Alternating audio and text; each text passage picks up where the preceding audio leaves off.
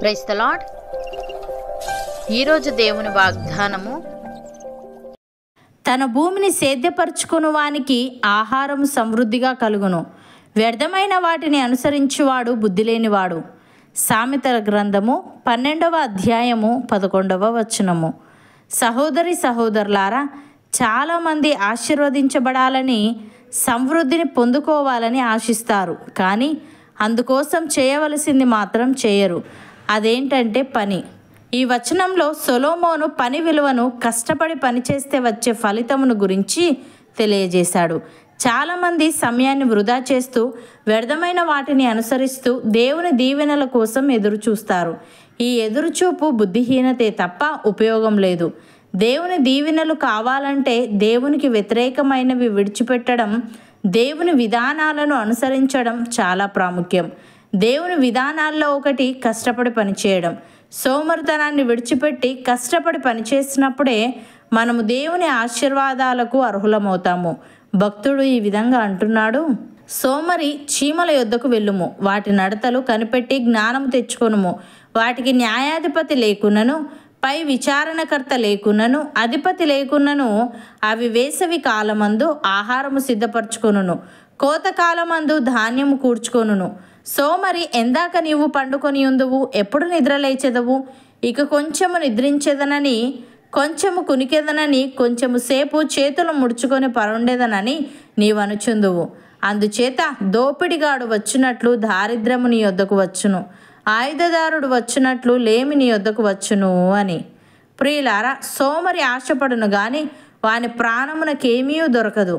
శ్రద్ధగల వారి ప్రాణము పుష్టిగా నుండును. నీతిమంతునికి కళ్ళ మాట అసహ్యము, భక్తిహీనుడు నిందించుచు అవమానపరచును. యథార్థవర్తనునికి నీతియే రక్షకము, భక్తిహీనత పాపులను చెరిపివేయును. ధనవంతులమని చెప్పుకొనుచు లేమిడి గలవారు కలరు, దరిద్రులమని చెప్పుకొనుచు బహుధనము గలవారు కలరు. ఒకని ప్రాణమునకు వాని ఐశ్వర్యము ప్రాయశ్చిత్తము చేయును, దరిద్రుడు బెదిరింపు మాటలు వినడు.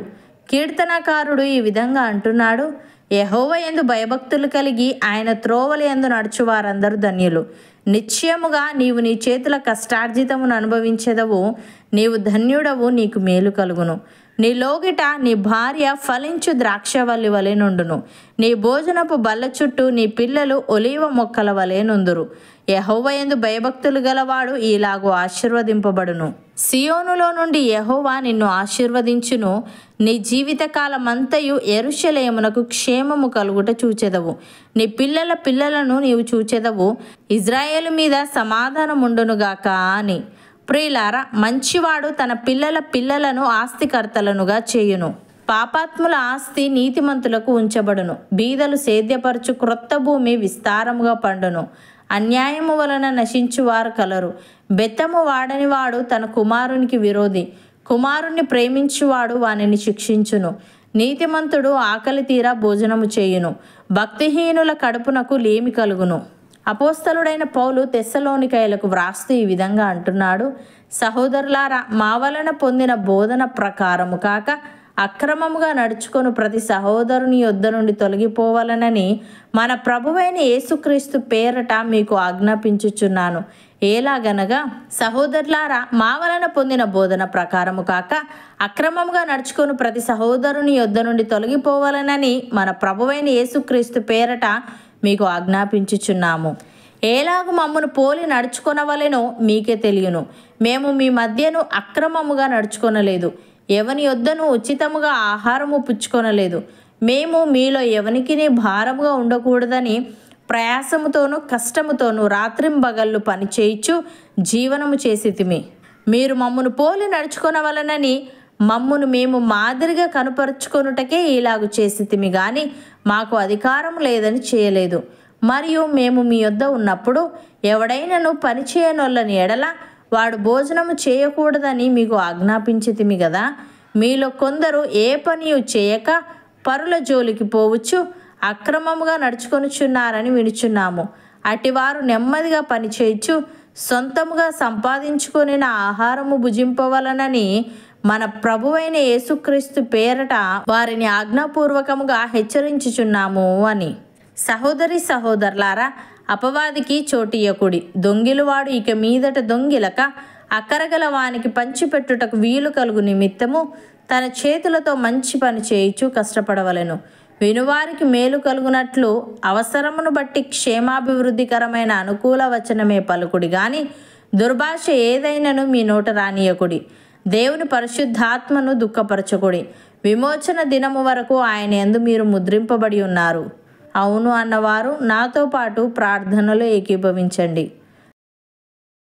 పరిశుద్ధుడా, ప్రేమగల తండ్రి, తన భూమిని సేద్యపరచుకుని వానికి ఆహారం సమృద్ధిగా కలుగునని వ్యర్థమైన వాటిని అనుసరించువాడు బుద్ధి లేనివాడని, నీ దీవెనలు కావాలంటే నీకు వ్యతిరేకమైనవి విడిచిపెట్టడం, నీ విధానాలను అనుసరించడం చాలా ప్రాముఖ్యమని నీవు తెలియజేశావు.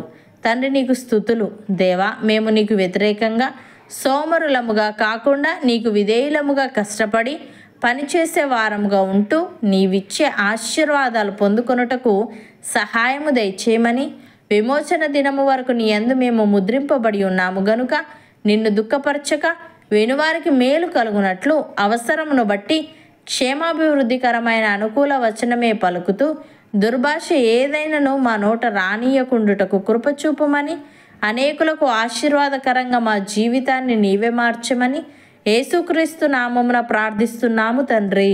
ఆమెన్.